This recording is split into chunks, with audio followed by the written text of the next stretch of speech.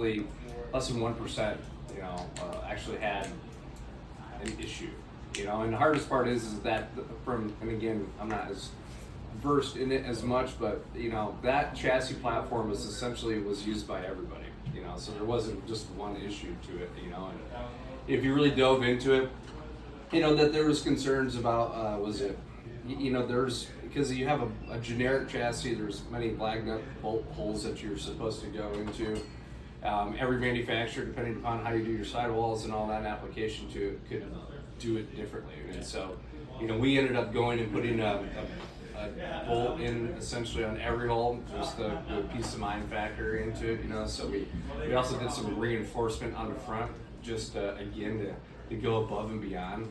But in all reality, it starts from a person that had a used trailer, second owner, and they would rather have the YouTube click fame than they would, having their issue fixed. I think we even offered to build them a brand new one, and they said no. They still chose to just, again, do the social media perspective. And and I think in a lot of the cases that the majority of them, there was a massive amount of overloading that was going on the front upper deck too.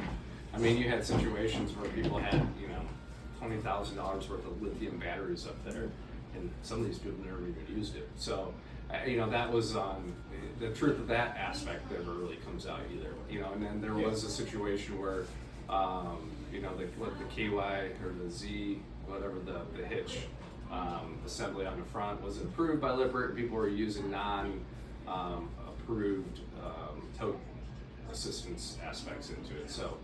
There was a multitude of things that went into it, but I would say at the end of the day, the best thing that you can get into it is just that super minimal amount, of actual issues that were identified.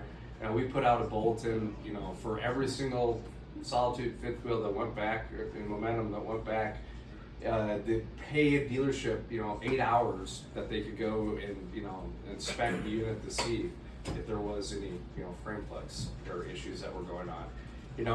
I don't hear too many issues. No, honestly, people have actually just kind of pushed it on the road now. There was less than 100 people that came through and actually paid for we were paying the dealerships to do it. And so we put out every single avenue that was possible to try and be in front of it. And the hard part is that when you have, the premium brands in the industry, everybody loves to try to bring you down to it. And that's the same thing in life on everything at the end of the day, right? Trying to knock the king off his throne. 100%. And I think it just that kind of steamrolls into that perspective into it as well too.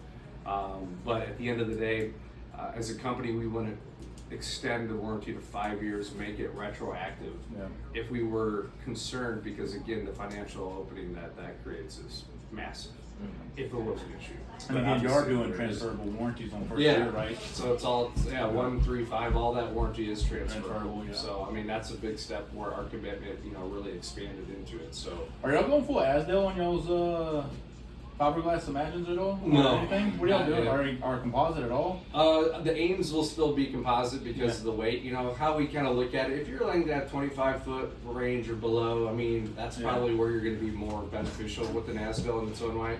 It's weight, and some people use it because of water intrusion concerns or leakages. But if you're warrantying for full-time living, you really obviously want a unit that's going to withstand the test of times and its ability to be done. So none of your fifth wheels are coming in with. Some of them they're looking at it. I know, but I don't know. Because for some reason I heard it down the pipeline that it might be on some of those just because of the circumstances into it. Yeah. But if you really look at it, Luan is a superior product in terms of its durability than an Asdale. I know it's better as far as when you go into the manufacturing. Bonding is better because it fractures that wood, able to get that glue into it. Yeah. You could say it's full DLAM proof on the Asdale, but if they miss a glue spot, you're going to have a spot that's going to show out. And I've seen that happen before. So. The funny thing, that's, one thing that we do then at that point is, when we have our own lamination facility, which is one of the strong suits that, you talk about in terms of who Grand Design is, that's all temperature controlled, humidity controlled. We do use Luan because, again, in some rights it is a superior bonder to it. But then we also use colored glue, spend some more money on that versus the clear, because ideally then you're not going to miss those spots that will create an issue that goes into it.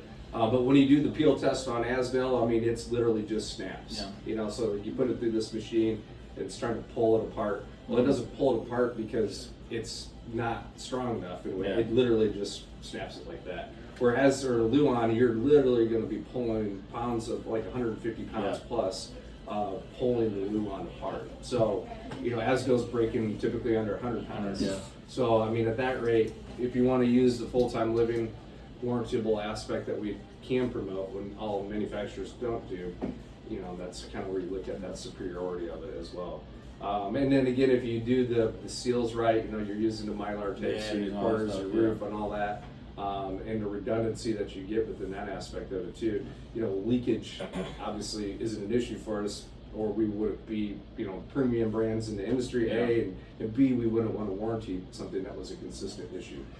We used, like, back in my motorhome days, we did do Luan, and then around COVID, because again, we really didn't have to worry about the leaks or the D-lamp. COVID was actually cheaper to go, probably. It ended up being cheaper to go to, and the ability to get it. But we also hand sort every single Luan that we get too, and so manufacturers that use Luan applications, they essentially get our leftovers that we sort and filter. What are we seeing new in the Transcends and?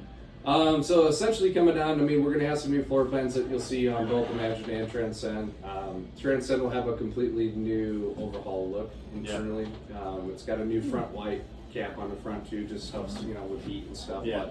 But the wood color went like 180, so it's going to be more of a off-white internal cabinetry wise versus a little bit darker than it is now. I do a lot. So a little bit more better modern. off white. Yeah, I know a lot of people like the off white better. Yeah, it's kind of like, it's not a gray, but it's not like white. Right? Yeah. So it complements it well. It makes some of the smaller units feel bigger, look bigger, just because it's more open into it as a whole too. I'll tell you right now, that 315. Yeah. Dude, that you cannot keep it here. Yeah. Yeah, I know we got some in Is there. 27 DBX, is that a new floor plan? 27 DBX is a newer issue, midsummer or Because so. we have one here, and I thought it was newer. Yeah, you guys, like the 325 BHT is a relatively newer one too, so it's Yeah. kind of like a 335 without the bed slide that you get into. Oh yeah, we got 32. Yeah, and those have been turning well. There's, if you're maybe wanting to do more full timing or something like that, I could see you wanting, to wash and dry. It's just forever. crazy just to have it so close to price though. Yeah. It is pretty. It's hard to sell that. Not having a slide versus you could almost be the same price with a slide. Yeah, I think it kind of comes down to how they want to use it. Like if you're going to be more of the weekender or the longer week type deal versus living in it more, so you might want the bed. Because you do gain the entry into the bathroom. Yeah. So you lose the bed slide, but you gain the entry into the bathroom too. Because the 335 only has that single entry. So there's pros and cons, but I think it kind of again comes down to the nature of how they're using it as a whole too. Then there's some new Explorer floor plans that you'll start to see. Imagine has a new look as well, interior wise, wallboard, furniture, floor, lighting and all that, countertops, backsplash. So going back to the wood. Yeah. So we actually started doing that in the middle of June offline date. So you probably have had a couple units or. Yeah, I don't think I have any more with the. Yeah. So I mean, it just kind of eliminated any of concerns or objections, but I think the lighting, we actually went back to more of like an LED recessed light versus the strip. It just makes it so much more modern, honestly. Yeah. The light strips were cool, but that's kind of where they would, in reality, functionality end. Yeah. Because the color tones that it would put off, it was almost too much. But I feel like now with our Transcend and Imagine, we both have it, again, they're flush mount recessed, so they look higher end. There's no like pucks or anything else in there now. But the color tones that it puts off, it makes it feel like you're more like a higher end modern condo or something. Yeah. It just gives it a more ritzy feel to it. And it makes the colors and everything else pull together so much more.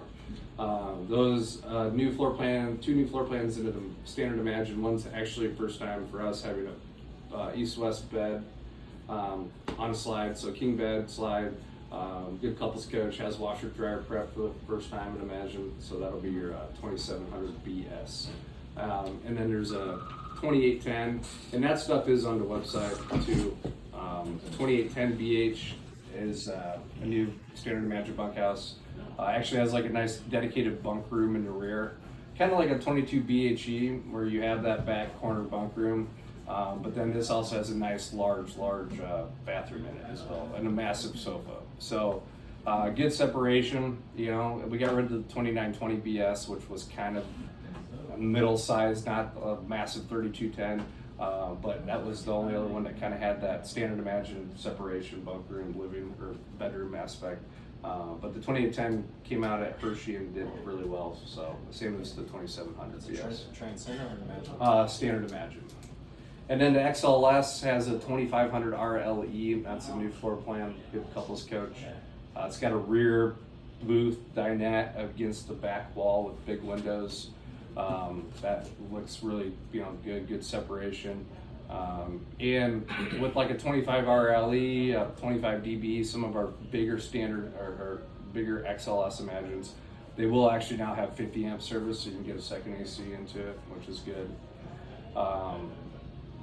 Based upon that size aspect into it.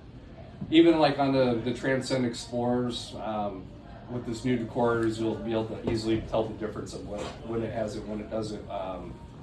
The new cabinetry color, essentially, those will now have a 15K ACs versus the 13.5 that they have now. So getting a bump up on the XL or Explorer AC size wise. So just trying to fit the bill there. But really, some good aesthetics, some other, they'll all start to be like Starlink prepped and things like that. I seen that in the reflection. Yeah. So that'll be, just another little, touch or whatnot that comes with it as a whole. But, I think it ties into just expanding the lineups, adding some new floor plans. We got some more coming on Imagine, some other ones working on Imagine, like current floor plans to be able to, like a 2970 or something, put like washer dryer prep in the current footprint. So. Little retweaks here or there on some of those things, but For down here, that's what we were missing out of a lot of them was the washer machine dryer. Yeah. It was a big objection when it came because we have a bunch of full timers down there. Mm-hmm. I mean, that's where you're seeing the industry moving to, anyways. Is a bunch of full time. Yeah. And having that washer machine rep. I mean, if you had a good service team, they could, if they had that clause in there, you can go ahead and do it anyways. Yeah. But it turns out to be everyone needs one. Down here. At least they start to. Most Imagines kind of be warranty for full time. I don't know. Yeah, so I mean that's the nice thing about Grand Design. Even Transcend One, technically you get full time. We warranty for full time. Okay. Which again is a strong suit because there's only a handful of other manufacturers that don't or that do. Sorry.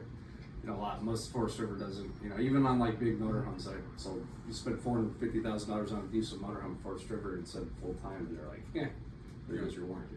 So.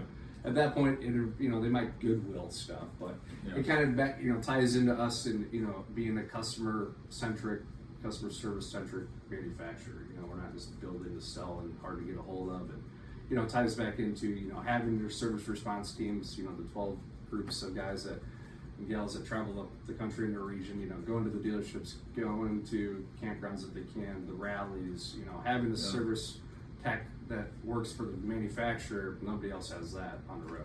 300,000 parts in the back of the truck. So you're creating this peace of mind perspective in a way of what we can offer as a company before you even see the product. I think that's a strong suit you have the opportunity to do.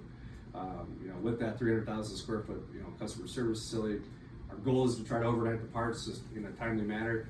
We also have the parts distributor MTP Stag. They're nationwide. They have the parts in stock too, so if we can get it from there faster, we'll certainly do that. But a lot of manufacturers, it's takes days, weeks to get claims approved. We are days versus weeks. Paying the claims, things like that. It might be irrelevant to a customer. Like hey, they pay their bills on time or in a timely manner per se, or what their warranty aspects are. But it does pay off a lot faster because you're not sitting here getting into an argument. That's what I always say to customers that too. You have to look at who you're buying into, and that kind of ties into it. Between the manufacturer and then the dealership, they have to be in harmony. In order for everything to be perfect for you and what you would expect it to be. And in a lot of cases, it's not that way. So it's a really great opportunity for you to go buy a premium brand from a great dealership that's going to back you at the end. Because again, you can go down the street, find the brand you like, but the dealer might suck. You can go down the street, find a dealer you like, but they don't have the best brands. So, coming to that aspect of who you're buying into, that peace of mind that you're going to be covered and cared for down the road is super invaluable. And how many techs y'all have on the road? There's 12 of them on the service response team, so I think they're added one for Canada too. Oh, really? So, yeah. Oh, that'd be pretty neat. Yeah, finally. Yeah, I know, right? Yeah. But even, you know, calling in is a way, you know, customers can, you know, call in and it's like less than a 2-minute response time. Yeah. You know, there's been times, again, other places where, you know, you're waiting on the phone and not hearing anything back, you know. Yeah. And we can, you know, we call it site call. It's like FaceTime. You know, essentially we could do it with the dealerships to text if they're working through something. I know you do it a lot with the tech. You know, Yeah. visually see that. You know, we even have the ability to do it with customers. You know, we want to do it at a limited scope of what the problem is. You know, when I'm trying to fix their slide outs or whatnot. Yeah. But there's ways to help try to diagnose some things by, again, having that ability to directly communicate is really, you know, again, who we are as a company, and that ties into it. You know, just the processes of every unit getting a 300-point PDI inspection. From a Transcend 1 up, obviously that's pretty invaluable. A lot of manufacturers, their PDI runs through production. Well, then you kind of get the buddy system that goes into it too. And, you know, they're sweeping things underneath the rug. They're not really identifying consistencies of issues or whatnot, but our PDI runs through service and warranty. And that's our big pitch here whenever we do talk about Grand Design. At that point is y'all's PDI inspections all the way through on each and every one of them, all the way to the very end, even to the smaller units is one of the biggest pitches that I would take and use it into it. I guess from where y'all are standing, are you just Transcend or are you going to do Imagine, yeah. Oh, so you're not, see, I don't, was you Imagine when you were here last time? Okay. Yeah. So we kind of, just try to tackle one thing at a time. Yeah, I think so at that time, yeah. So going into the Imagines, are we seeing anything? Is a new floor plan coming out with a slide bedroom? Yeah, so the Yeah. 2700 BS, try to get some now for you, but they're starting to ship now. So I know that there's some coming up on the docket. And then the 2810 with the bunkhouse that's up there as well too. Yeah. So I know that there's orders in the system. So Yeah. Price point on the 2700 BS? You're going to be in the mid 30s, I would say, roughly. So it's very comparable to some of the 2600, 20. Yeah. So it's, aggressive in the center. No, y'all don't get that in. But then same with the 25 RLE that's out there as well Yeah. too. Yeah. So just really trying to diversify the lineup, expand, and working on a different front living, a new front living floor plan in the XLS where we actually will have like the windshield in there too. So Yeah. something new for us. Okay. So I think we're stepping outside of the box a little bit The too, windshield's kind of just to get the window. touch into the gray area a little bit. I never like the windshield. In the Yeah. Yeah, Well, we had a cool. 2660 BS with the front Yeah. kitchen aspect, and it just needed a window. In the front. And that's the only way you can do it, Yeah. yeah. So in order for it to feel open and not so boxy up there. Yeah, it's always scary putting those windows in. I used to work on sport tracks that had, they were terrible with the windows. Man, it always it was a pain. in the Some of butt. them we don't do it right. Yeah. And I think that's one of the strong suits. I mean, even if you talk about a Transcend, in terms of construction to everything else, even on an Imagine, we use like a banana rafter system on the front cap, and not every manufacturer does it. Essentially, what we're accomplishing is we're attaching a roof to the floor in a way. A lot of them will just have a kind of an eye or a cross beam that gets two sidewalls there, and then they wrap the materials down, and they're not really fully insulating it at that point. That's What'd why you don't call it have again? banana rafters. How is that just It looks built like a banana. are they built? Or are they just like that? Yeah, essentially they're just kind of, it's almost like your trusses on top. So it's built like that, okay. You kind of do that. But that's a strong suit that not everybody does in that aspect. And, that again, that's just making the tight square frame into it. When you're, framing in your windows and all your baggage door openings, not everybody's going to necessarily do all do that. that. Yeah. Like you do a residential house, rather than, some people might just cut a hole and put your window in, or put a baggage door opening in. Well, at that point, you're relying on the framing of the window housing that it comes in to keep it square. Well, that's going to pop over time. But again, if you do all those things, again, it helps with that insulation, retaining the temperatures, the coolness, and all that too. Helps with the rigidity. Again, using the right materials. That's why, we want you to use it. That's why we can promote the full-time living, because it's built to, withstand the test of times. And even in the flooring system, rather than having, this is the trailer, rather than having like two I-beams that go straight up and down, in the middle, then you put your floor on top, we have multiple that go like horizontally across. So at that point, you're putting your floor on a lot sturdier of a base. So when y'all run y'all's joists on the floor, do y'all still run them this way and that way, or do y'all just strictly run them? Essentially this way. Yeah. sideways. So there's no north to south, it's more east to Correct. west. Yeah. So rather than just two, there's So like built like a 10. house. Yes, Yeah, very much yeah, so. built And that's like why a I mean house. you see some waves and others Yeah. that don't have that because again the support system isn't as much down there. And y'all know what that does for that RV, right? That's a sturdier floor. And that's building not on, so having that one line all the way through, a lot of, and y'all are one-piece floors, right? Mm-hmm. That's So, and when you get into a one-piece floor and you're trying to nail something across that way, it's easier to miss something going straight down because it could be off a little bit versus going this way, you have a stronger floor. Yeah. 100%. And then with the one piece aspect, again, you're not going to have any of that break where you're going to possibly see waves or Yeah. anything else. So, you know, when you talk about that and too with the floor construction, not having any of the vents in there, you're having no dead spots. I mean, it is really meant to be what it is as a strong, sturdy Yeah. floor system. An actual one-piece without being anything coming Mhm. into it. Yeah. You don't understand how the windows are affected with it, and when you get into it, imagine how they build those, how important that is, right? That is, I mean, you can go on some of these RVs and when they don't have it built out the window, you can literally push that window and that whole wall is moving in and out. And you imagine going down the highway, what your trailer's doing, it's expanding and have you ever seen a trailer swell up going down the highway? It's crazy. And that's just because there's no support in those windows, anything at all, so. Yeah. That's a big deal with building into an Imagine. Well, even with the Transcend aspect, you know, that's like if you touch and feel like the full Transcend, all the floor plans NMT, you know, they have the .03 aluminum exterior. The Explorer, the ones have the .024, so a little bit different. But even if you push on any of them, I mean, you're not really giving a lot of give because A, the metal's J-locking channel into it, so I mean, it's pretty tightly done there. But when you have all that framing in there, again, there isn't much room for it to give. You can go see some of the others, and it's just like it's really a superficial metal on the outside because again, it's not really having a lot to bond on the back, you know, to it as well. And even though your lesser Transcends, are y'all like coating those outside walls with a thicker? Because they're a lot thicker than the Jayco's corrugated because they match the same you know, the ripples and everything. Yeah. But are y'all doing something different with those? It's more of like a galvanized. I think it's just the material. Because this actually feels like it's like powder coated on there. Yeah, like there is a little bit of a finish that goes on to it, and then I think a little bit has to do with it being more of like the galvanized aluminum aspect. Because you can So- I can push my thumb through on a Jayco wall that's corrugated and Yeah. literally leave an indentation, and they're the same walls on the Transcend, and you can't do that. It's just, I think it's the type of material too. It has to be. finishing. Like, Yeah. it feels like it's like a power coating. But that's, I mean, a perfect example of pushing it. And even on like an Imagine, you know, we do like our slide out boxes as a whole too, because again, you have the aluminum structure on an Imagine, but with the block foam insulation, but even, you know, insulating the slide out boxes, the floors, the roof, the sidewalls, all that, you know, not everybody's gonna do like our floor, you know. Yeah. And so again, some manufacturers might have like 3 ACs on certain units that they don't necessarily need it on. That's all cool, but it's not really gonna get it cooler. It might get it there a little faster, but if you're not framing it in, you're having all these opens, gaps, and you're not doing the proper construction of creating that box and bonding it, you know, floor to the ceiling, etc., then you're gonna have more loss of temperature. So all those ACs are doing is really just helping it maintain something. Yeah. And you know, that's why like you could turn off the AC on a Imagine or Transcend, go out, you do the same thing on a competitor, you come back after, you know, shut the door. Ours is like a refrigerator ideally, you know, it's still keeping that temperature. You go into others, man, it's hotter than the home, get out before you know it too.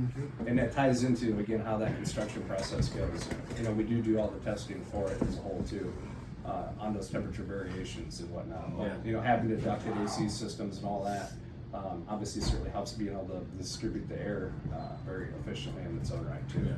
So I think there's a ton of the constructional aspects that you can talk about into that ties into it. What's going on? Sorry to interrupt you, Manny. That's a delivery from. I had somebody Dave, comment very on one of signed, y'all's basically. lineages, which I know it's not your wheelhouse, but They we need to just walk come out of a over Red ours. Hawk and like He's into got the new service. lineage we had outside, and they're like, oh my God, it's like 20 degrees cooler. Yeah, I was like, they have a yeah. nice AC system. That is for sure. Yeah, do you have any other particular questions you run into, or? So I noticed that we started getting them in the reflections, but there's just the dinette tables. Are y'all sticking to that L bracket that's stationary on the side, or like, are they possibly gonna do that little swivel notch, turning it into a desk? That slides you. Because a lot of people like that. They love it. Like it's one of the main selling points on the dinettes. Like turning it into this with us having full timers, they need to work out of it sometimes. Yeah, so I mean, all the Transcends A will come regardless of what the dinette mechanism is. You know, they come with a portable table at the very least, so that helps there. Some of the more, adding it more into the Imagine as well too of those tables. They're all over the place, honestly, whatever mechanism they're using on the dinette. Some of them are the movable ones. I think we've gone more to that, where it's not the fixed thing to the bottom or to the floor, actually. So that'll help. Like the 2700 BS, when you look it up, there's it's got a TV and a television on the campsite, but then it actually has this table that flips up too from the wall, which is cool. So you could use it as a dinette. You know, you have your theater dinette, and then you have this pop up, so you have another desk area overlooking it too. So a little bit is just being creative in terms of how you lay out the floor plans as a whole. Yeah. But I know that there's been more and more of the stationary tables that we've gone to, so you can move them around a little bit easier too. When we're advertising y'all's roof system, or people ask specifically about what the roof's made of, I mean, I don't want to just call it a Magnum Truss roof system, but is that essentially what it is? Essentially, in its own right. Do y'all have a name for it, like, or just? No, nothing catchy, you know. Y'all did go to a lifetime warranty. Yeah, it's a right? limited lifetime warranty on the roof. Because it used to be 18 years. Yeah, and then at this point, limited again. It's like you can't get mad if you blow an engine and you never changed your oil or Yeah. something, you know. Right, So it's the that's same how I concept, use yeah. that analogy. You just got to maintain it at that right. How long is it on the roof? It's lifetime warranty. It's TPA. It's a TPO, yeah. TPO cover. How long? Limited lifetime.